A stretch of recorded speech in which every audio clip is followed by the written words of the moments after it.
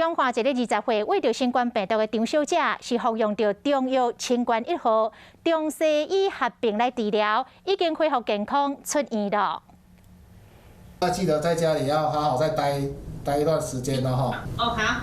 韩医生实行的是一位20多岁张小姐，伊是较紧的患者，即马已经好啊出院，心情真放松。不过想到较紧的时阵，知道我那天心情没有说到就是天崩地，因为有些人听到会天崩地，我就是觉得就是来了就是面对了，不然也没办法怎样的。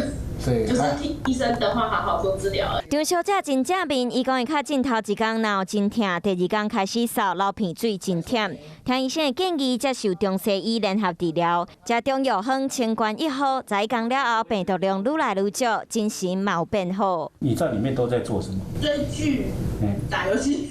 中医师讲，目前彰化病院收68位较紧的病人接受中西医做伙治疗，食清冠1号，其中5个人顺利出院，其他的人搁来食。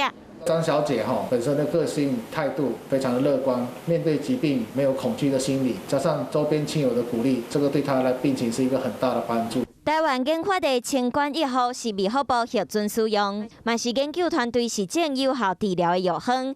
伫临床有人无明显的感觉，不过嘛有人像张小姐安尼感觉精神有变好。医生认为除了食药治疗，保持心情好，嘛是互病情好了紧的关键。